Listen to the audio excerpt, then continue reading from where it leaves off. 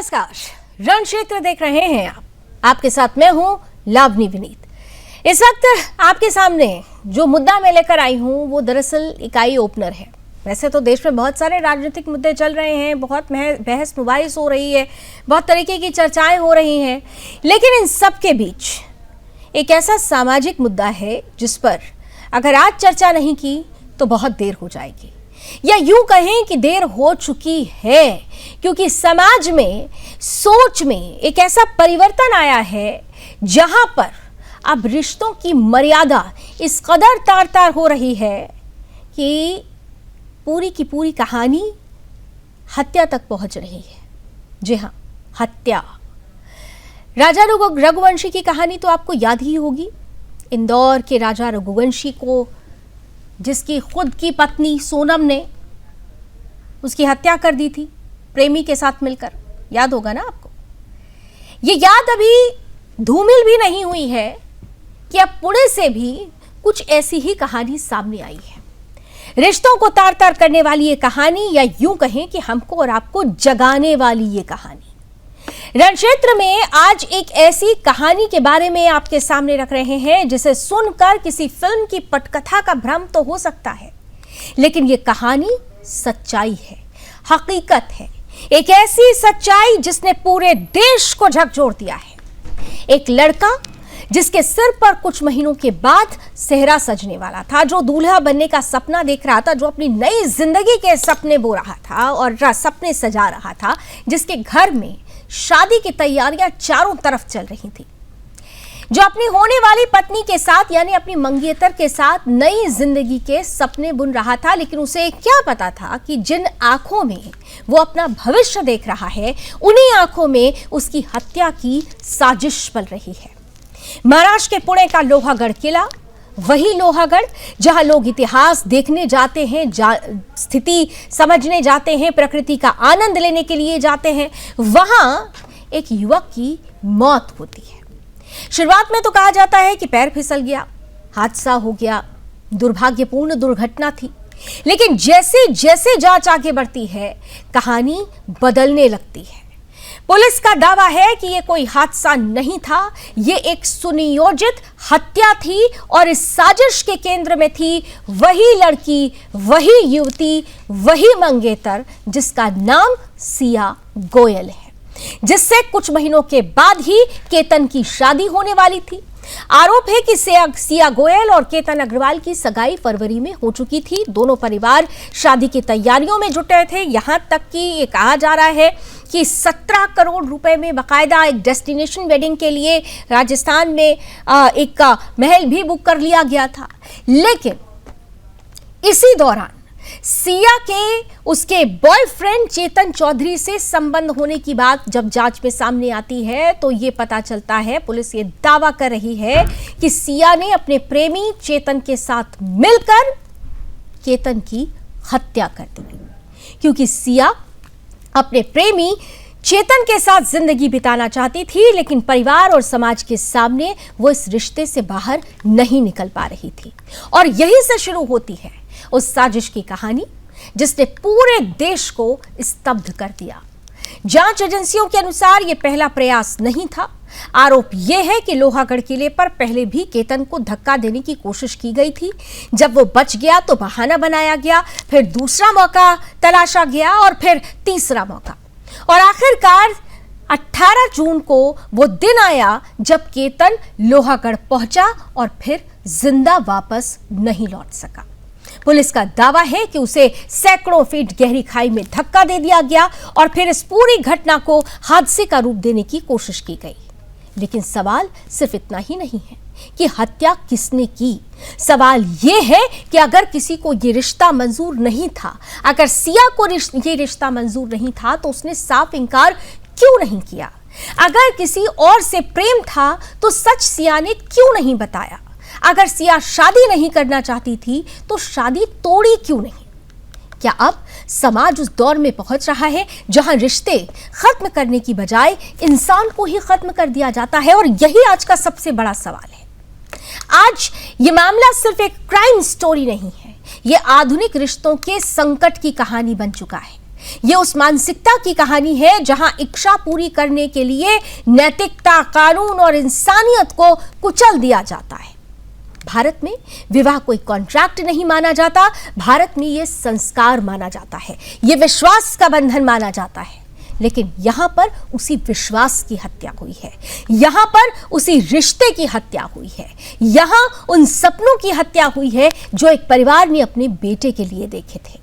तो ऐसे में आज रणक्षेत्र में हम पूछेंगे कि क्या ये प्यार का नाम लेकर रची गई मौत की साजिश है? क्या ये आधुनिक रिश्तों में बढ़ते स्वार्थ और धोखे का खतरनाक उदाहरण है? क्या परिवार पहले संकेतों को पहचान नहीं पाया? क्या ऐसे मामलों में कानून को और कठोर होना चाहिए? और सबसे बड़ा सवाल, क्या ये सिर्फ केतन की हत्या है या भरोसे की हत्या है? प्यार का अंत शादी में होना था, लेकिन यहां शमशान पर यह अंत होता है। मोहब्बत की मंजिल बसानी थी, लेकिन मंजिल मौत बन जाती है। और इसलिए सवाल भी बहुत हैं और इन सवालों के बीच में खुद को तलाशना, खुद को अपने समाज का आकलन करना, समाज किस दिशा में जा रहा है, इस पर गहन चर्चा करना बहुत जरूरी हो जाता है। और इसीलिए रणक्षेत्र में आज कोई राजनीतिक बहस मुबाहिस नहीं, आज ये एक आई ओपनर, एक वेकअप कॉल होगी। हमें आपको समझना होगा कि हमारे बच्चे किस सोच की तरफ बढ़ रहे हैं, हमारा समाज किस सोच की तरफ बढ़ रहा है। और अगर यह परिस्थिति आ गई है कि रिश्ते भारी लगने लगे तो रिश्तों को ही खत्म कर दो, उसकी हत्या कर दो, तो इसे लेकर हमें और आपको क्या करने की जरूरत है, खुलकर करेंगे हम इस विषय पर बात।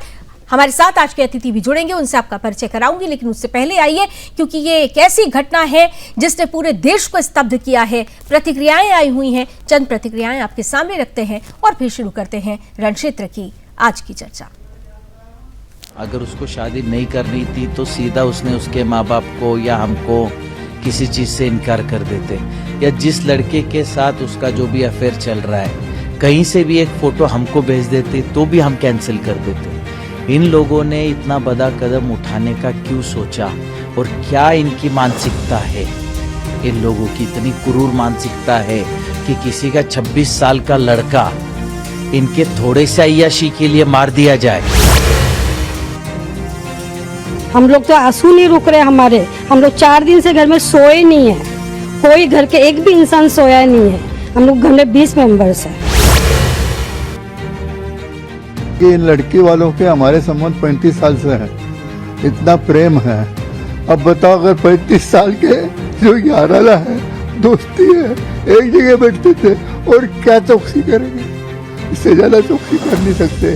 और ये सारा जो खेल है, इन सबको परिवार को मालूम था कि बच्ची का किसी के साथ लव है, और उसमें सबसे ज्यादा उसके बुआ रेनू और उसके फूफा नरेंद्र, इन दोनों का हाथ है।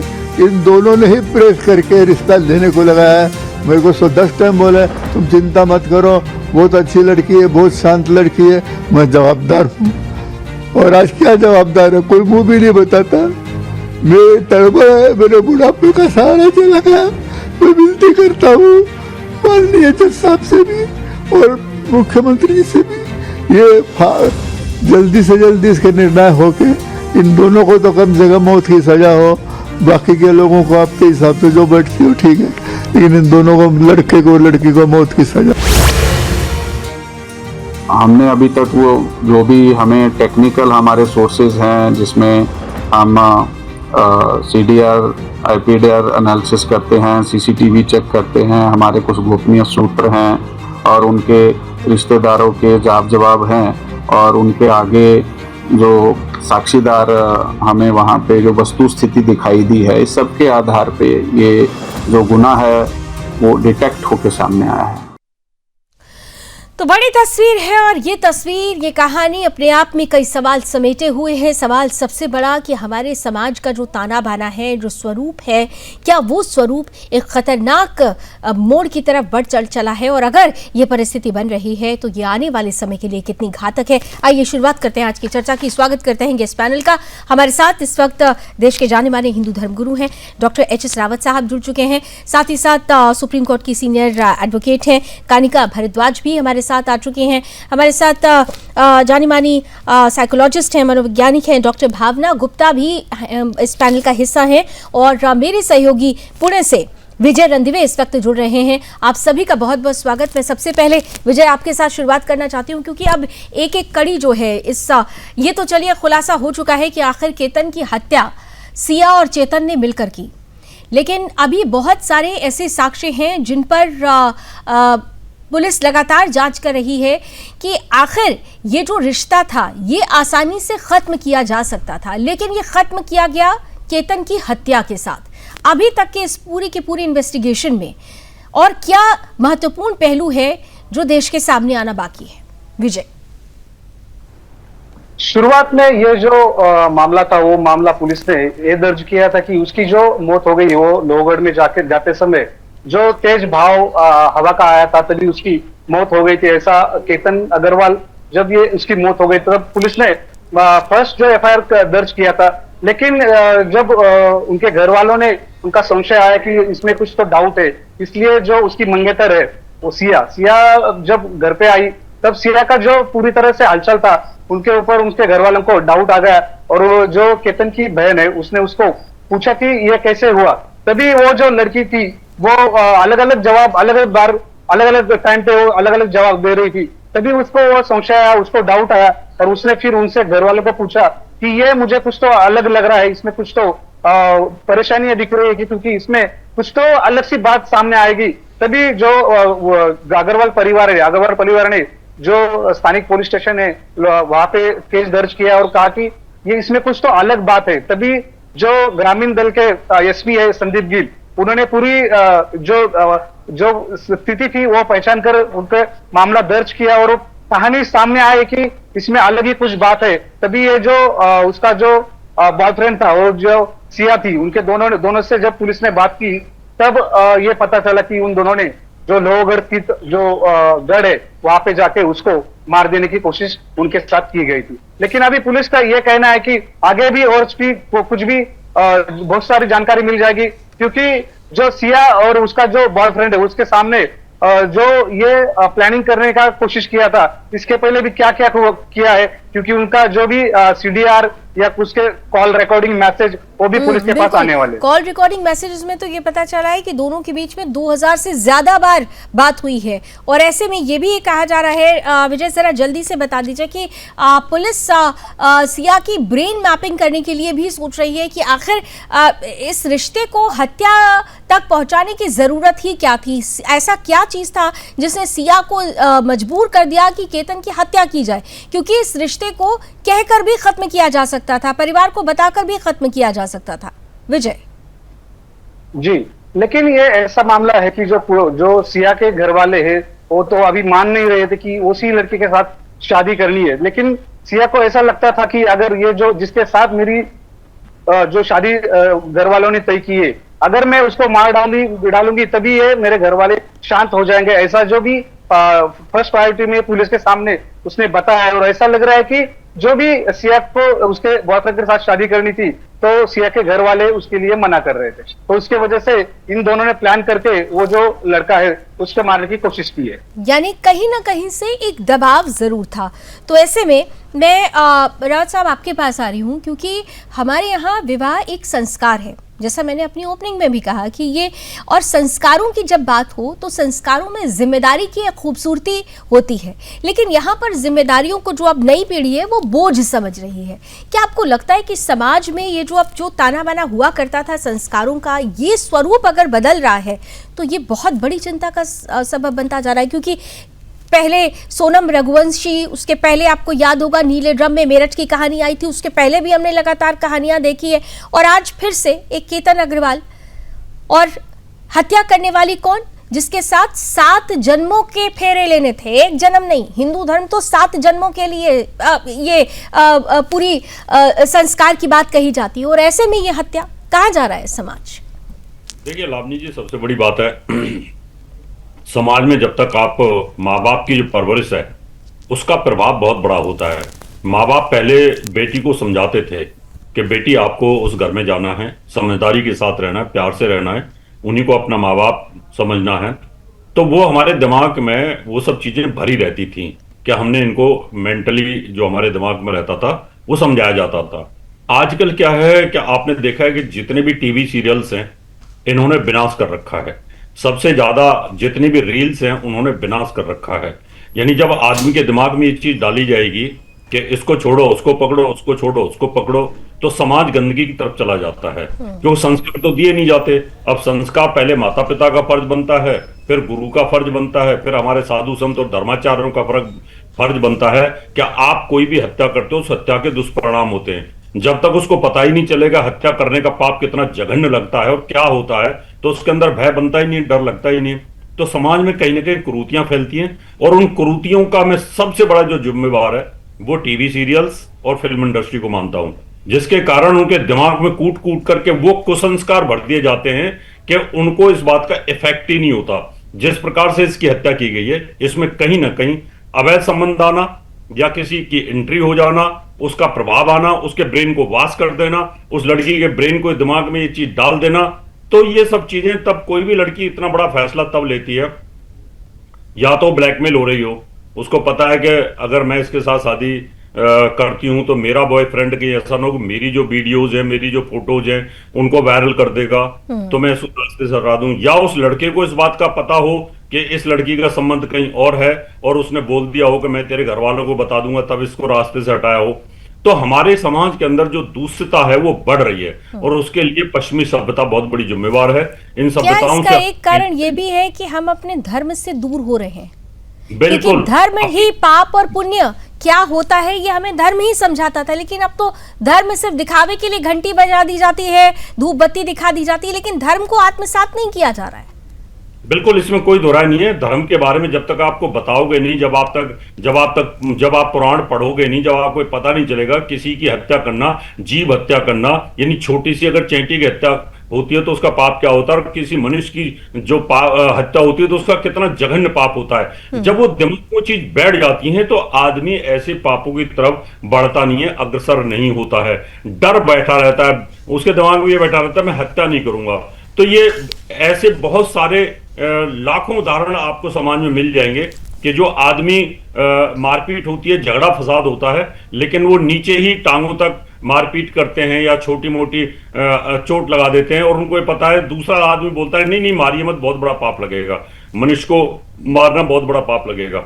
लेकिन जब आपके दिमाग में पता ही नहीं पाप क्या होता है और पुण्य क्या होता है, और आपने अगर वो सीरियल्स देख रखे हैं जहां पर तुरंत ही आदमी कहीं ना कहीं मार दिया जाता है, कुछ भी कर दिया जाता है, वो तो उनका 2 मिनट का खेल होता है, तो उसका प्रभाव बहुत बढ़ रहा है। समाज हमारा गलत दिशा में जा रहा है, हमें संस्कार देने की जरूरत है, माँ बाप को संस्कार सिखाने की जरूरत है, हमारे संतों को आगे बढ़ के आने की जरूरत है, हम लोगों को आगे बढ़ के आने की जरूरत है। बहुत बड़ी बात आपने कही कि संस्कार देने की जरूरत है, और जब हम संस्कारों से दूर होते जाते हैं तो मैं भावना जी आपके पास आ रही हूँ। संस्कारों से दूर होते हैं तो इसका प्रभाव हमारे पूरे जीवन, हमारे मनोविज्ञान पर भी पड़ता है।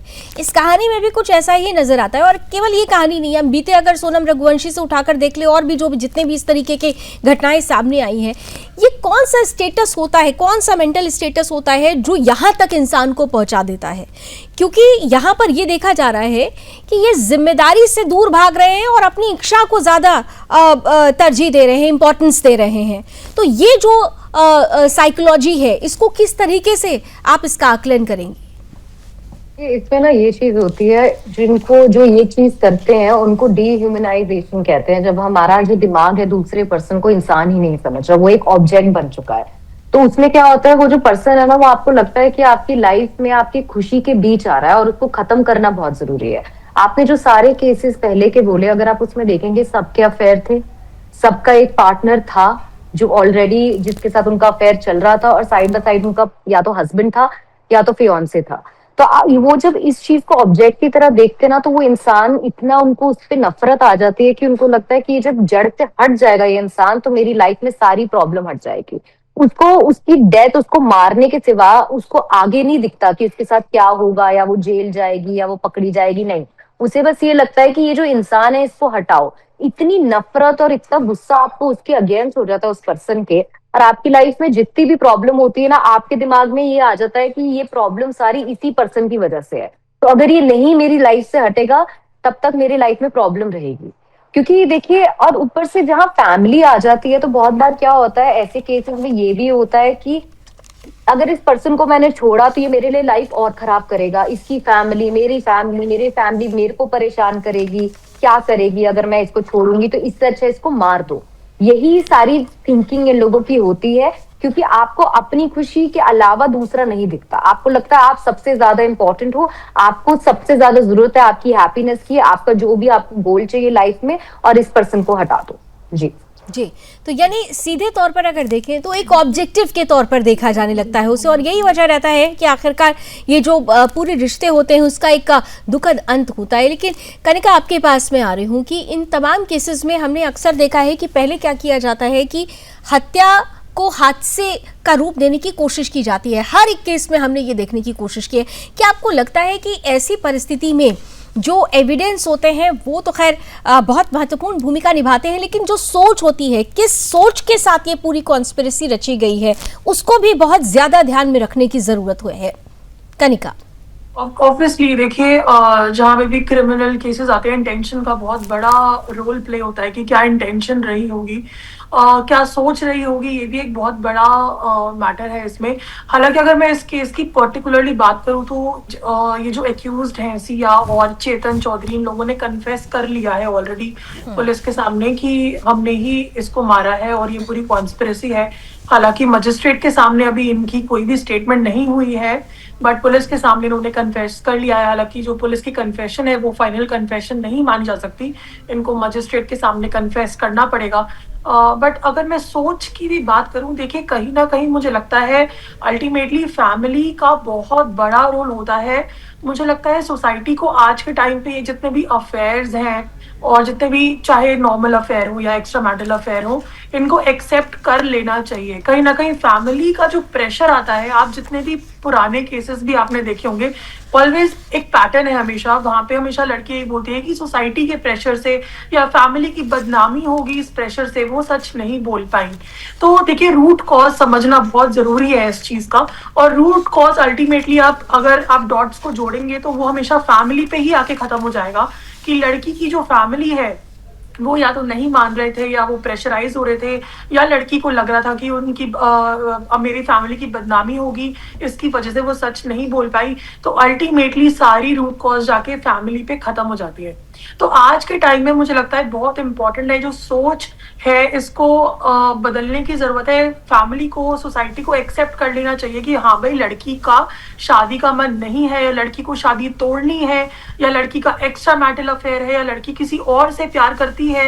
ये सारी चीजें फैमिली को एक्सेप्ट कर लेनी चाहिए। अगर ऐसा होगा तो शायद जो लड़की है वो सच बोलना ज्यादा बेटर समझेगी इंस्टेड ऑफ कि किसी को मार दे, जो कि आज के टाइम पे उल्टा हो रहा है। लड़की सोचती है कि किसी को मारना ज्यादा आसान है रादर देन कि वो घर पे आके सच बोल दे कि भाई मुझे, और इसके लिए बिल्कुल, और इसके लिए भी रावत साहब ने कहा भी, क्योंकि दूरियां बढ़ गई है ना।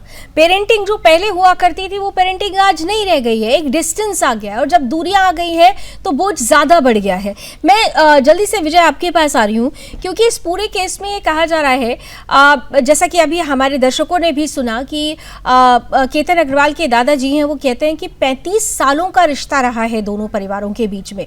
तो ये तो बहुत ही पुराना रिश्ता था।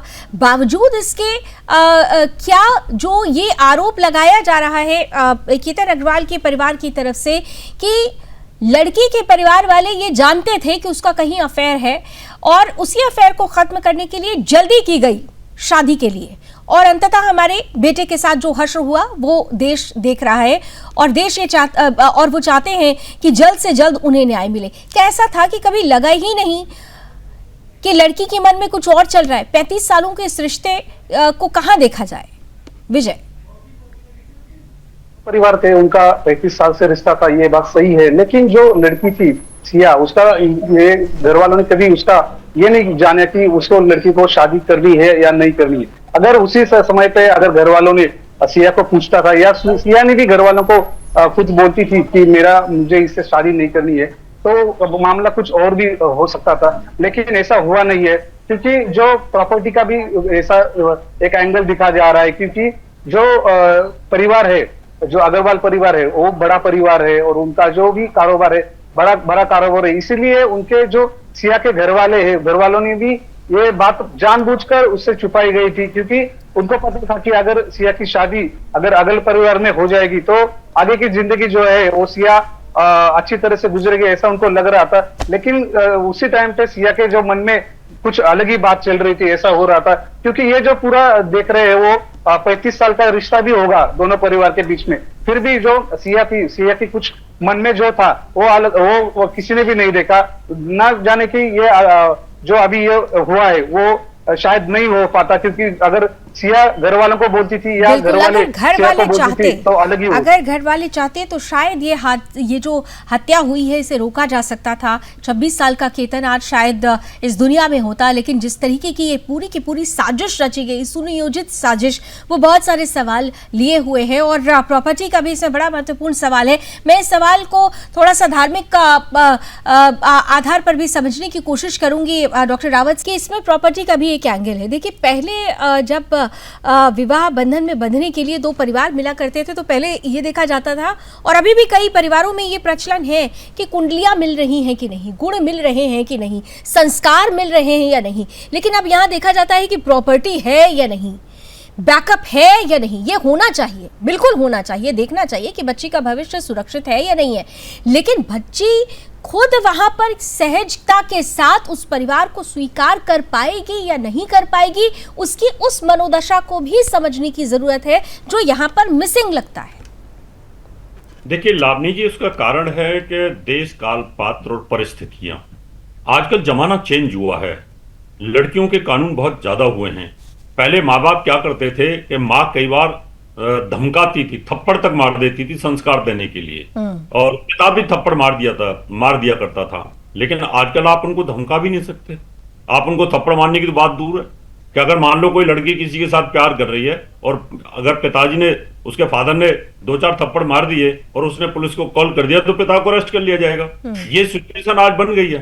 तो पिता भी डरता है, भाई भी डरता है, माँ भी डरती है। आज इतना बहका वातावरण बन चुका है कानून की वजह से कि आप संस्कार दीजिए, संस्कार नहीं, अगर वो गलत रास्ते पे जा भी रही तो उसको रोकने की पूरी भी कोशिश की जाती है, तो भी ये स्थिति बनी हुई है। तो आज समय का परिवर्तन हुआ है बहुत बड़ा, और उसका भी एक ये हमारा देश का दुर्भाग्य है, हमारे धर्म का दुर्भाग्य है कि हम ऐसी परिस्थिति में पहुंच जाते हैं। नहीं तो अगर इस लड़की को जब पता था इनके घर वालों को, ये धमका देते उसको या समझा देते उसको ढंग से, या भय का वातावरण बनाते उसके अंदर, तो वो डर जाते हैं। अभी भी गांवों के अंदर अगर कोई ऐसी स्थिति बनती है। लेकिन आज के बच्चे ये डराने धमकाना ये तो सुनते ही नहीं है ना। सवाल तो यही है।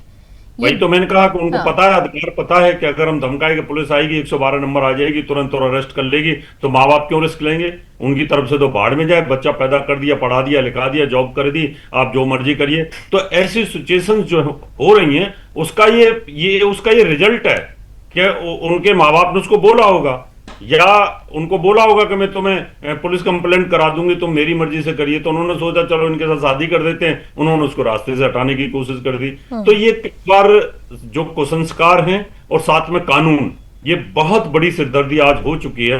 आज हम पश्चिमी सभ्यता के अंदर जी रहे हैं, शहरों के अंदर तो निश्चित तौर पर जी रहे हैं। क्या आप अपने बच्चों को डांट नहीं सकते? पहले कितनी बार हम पिटते थे, माँ बाप गलती पे पीटते थे।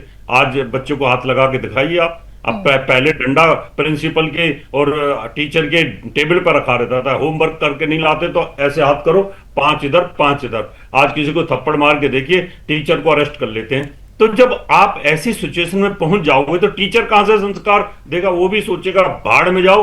आप स्कूल के अंदर, यूनिवर्सिटी में लड़का लड़की कपल में बैठे होते हैं और वहां से प्रोफेसर देख करके निकल जाता है, प्रिंसिपल देख करके निकल जाता है, वहां का चांसलर देख करके निकल जाता है। उनको समझा नहीं सकता, उनको बोल नहीं सकता। तो क्या करेगा? आप मानते हैं रावत साहब जो कह रहे हैं कि कहीं ना कहीं से कानून भी रिस्पॉन्सिबल है, क्योंकि कानून बना था समाज के लिए, लेकिन समाज में ही अगर उस कानून का दुरुपयोग होने लगे, उसकी वजह से समाज गलत रास्तों पर चले जाए, तो क्या आपको लगता है कि रिफॉर्म की जरूरत है? देखिए, काफी चीजों में सहमत हूँ, लेकिन काफी चीजों में सहमत नहीं भी हूँ, क्योंकि ये जो कानून बने हुए हैं ये सही के लिए बने हुए हैं, ये ऐसे नहीं बने हुए, और ये सोसाइटी के भले के लिए ही बने हुए हैं। हालांकि मैं मानती हूँ कहीं ना कहीं मिसयूज होता है, ये बात भी फैक्ट है, लेकिन अगर ओवरऑल देखा जाए तो मुझे ये नहीं लगता। देखिए, यही प्रॉब्लम है कि धर्म में, संस्कारों में और वेस्टर्न कल्चर के बीच में कहीं ना कहीं जो हमारा यूथ है वो आज फंस चुका है। उनको समझ ही नहीं आ रहा क्या सही है क्या गलत है। देखिए, मेरे को लगता है कि आज के टाइम पे चाहे जो भी हो, चाहे कोई, जैसे मैंने पहले कहा, चाहे लड़की का कोई एक्स्ट्रा मैरिटल अफेयर हो, या लड़की शादी तोड़ना चाह रही हो, या उसका कोई लवर हो, या मुझे XYZ कोई भी चीज हो, मुझे लगता है सोसाइटी को ये एक्सेप्ट कर लेना आज के टाइम में बहुत जरूरी है। क्योंकि सोसाइटी अगर वेस्टर्न कल्चर में जा रही है तो आप उसे रोक नहीं सकते हो, आप उससे किसी भी हाल में नहीं रोक सकते हैं, राइट। तो सबसे अच्छी चीज ये है कि हम उसको एक्सेप्ट कर ले कि ये चीज है, ताकि एटलीस्ट लड़की जो है उसके दिमाग से ये निकल जाए कि मैं सच नहीं बोल सकती, और उसके दिमाग से ये निकल जाए कि भाई किसी को मारना ज्यादा इजी है रादर देन कि सच बोलना। अगर लड़की, इस केस में भी अगर जो सिया है उसके में इतनी हिम्मत होती कि हाँ सोसाइटी एक्सेप्ट कर लेगी या मेरी फैमिली एक्सेप्ट कर लेगी, तो मुझे लगता है वो घर आके सच बोल देती रादर देन कि वो उसको मार डालती। तो ये आज के टाइम पे एक बहुत इंपॉर्टेंट चीज है कि आपको एक्सेप्ट करना पड़ेगा। पीछे केसेस में भी अगर आप ट्विशा का केस देखेंगे जहां पे लड़की मरी थी, ट्विशा ने की भी फैमिली ने एक्सेप्ट नहीं किया था, वो भी उसको यही बोल रहे थे कि भाई एडजस्ट करो, आप किसी तरह से ये हमारी डिसरिस्पेक्ट होगी, एडजस्ट करो, जिसकी वजह से उसने अपनी जान ले ली। उसके प्रीवियस केस में आप देख लीजिए, सोनम रघुवंशी का केस आप देख लीजिए, वहां पे भी उसका यही एक मोटिव था कि भाई मेरी फैमिली नहीं मानेगी या मेरी फैमिली नहीं मान रही है, उसकी डिसरिस्पेक्ट हो जाएगी मेरी फैमिली की, इसलिए उसने बेटर समझा कि इसको हनीमून पे लेके जाती हूँ और मार ही डालती हूँ। तो ये कहाँ गलती है? ये सिर्फ सोसाइटी की सोच में गलती है। अगर सोसाइटी वेस्टर्न कल्चर की तरफ भी जा रही है तो आपको चीज मैं आपसे पूछती हूँ, क्योंकि इस पर केतन का परिवार भी यही कह रहा है कि फास्ट ट्रैक कोर्ट में मैटर को लेकर जाना चाहिए, क्योंकि हम लगातार देखते हैं कि ट्रायल कोर्ट्स में चला जाता है, लंबे समय होता है, लेकिन अगर फास्ट ट्रैक कोर्ट हो, सही समय रहते हुए, सही उदाहरण प्रस्तुत करते हुए कार्रवाई हो, तो मुझे लगता है कि शायद समाज में भी एक डर पैदा होगा और ऐसा करने से पहले लोग 100 बार सोचेंगे। कनिका जी बिल्कुल, देखिए प्रेसिडेंट सेट करना बहुत जरूरी है। आए जितने भी प्रीवियस केसेस भी हुए हैं, आप देखिए सोनम रघुवंशी आज बेल पर है, तो क्या मैसेज जा रहा है सोसाइटी में? मुझे लगता है ऐसे केसेस में बेल नहीं होनी चाहिए इतनी इजीली, और एक प्रेसिडेंट सेट करना बहुत जरूरी है, खासकर इस केस में जहाँ पे ये कन्फेशन ऑलरेडी कर चुके हैं कि हमने मारा है, और जितने भी एविडेंस अभी तक मिले हैं सारे जो है एक्यूज्ड के, सिया गोयल और उसके बॉयफ्रेंड के अगेंस्ट में है, जो कि ये क्लियर केस है कि इन्होंने ही उस केतन की हत्या की है। ऐसे केसेस में फास्ट ट्रैक होना डेफिनेटली बहुत इंपॉर्टेंट है। साथ ही में ऐसे केसेस में कड़ी से कड़ी सजा मिलनी बहुत जरूरी है। जब तक ये प्रेसिडेंट नहीं बनेगा तब तक मुझे लगता है कि आगे लड़कियां डरेंगी भी नहीं, क्योंकि लड़कियों को ये लगता है, जो यूथ है चाहे वो 20 साल की है, सोनम रघुवंशी की एज ज्यादा नहीं थी, लड़कियों को ये लगता है कि मारना कितना आसान है, कि प्लानिंग प्लॉटिंग करके मार लो और फिर बेल तो हो ही जाएगी, आप एट पॉइंट ऑफ टाइम तो बाहर निकल ही जाओगे।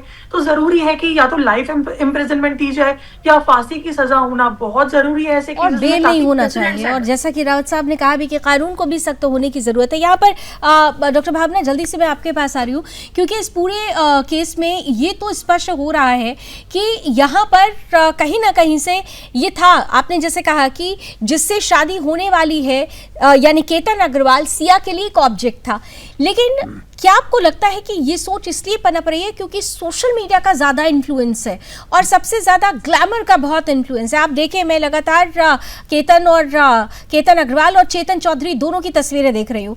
केतन अग्रवाल जो कि बहुत हाईली एजुकेटेड था, बॉस्टन यूनिवर्सिटी से एजुकेशन लिया हुआ, अपने फादर का बिजनेस संभालने वाला, एक वेल एजुकेटेड, सोफिस्टिकेटेड, एक कल्चर्ड मैन की तरह वो दिखाई देता है। लेकिन चेतन चौधरी एक माचो मैन वाली जो इमेज होती है, जो जिम भी जाता है, थोड़ी पर्सनालिटी रखता है, मसल्स रखता है। आपको लगता है कि ये जो लड़कियों का जो अट्रैक्शन है, क्या ये सोशल मीडिया का की देन है कि वो अच्छे और बुरे में फर्क नहीं कर पा रही?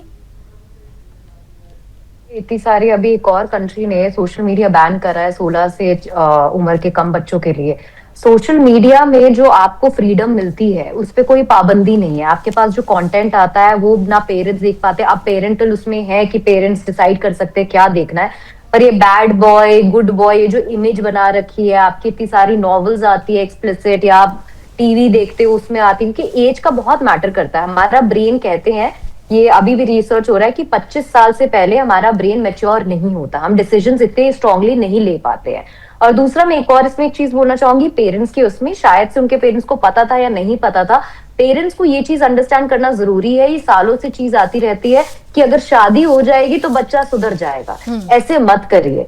अब के टाइम में सोशल मीडिया है, विमेन पढ़ी लिखी है, अपने पैरों पे खड़ी हो रही हैं, वो अब आप उनको बांध नहीं सकते, बिल्कुल चाहे वो बांध लड़का हो नहीं या सकते, लड़की हो। लेकिन समझा जरूर सकते हैं, एक अच्छा एनवायरनमेंट बना सकते हैं ताकि जिम्मेदारी बोझ नहीं, संस्कारों के तहत एक अच्छी तस्वीर, एक अच्छी जिंदगी की तरफ आगे बढ़ाए। बहुत बहुत धन्यवाद, आप सभी हमारे साथ जुड़े और इस मुद्दे पर बात हुई। ये आई ओपनर है, समाज को जागना होगा, इस मुद्दे को समझना होगा। फिलहाल रणक्षेत्र को यहीं खत्म करते हैं।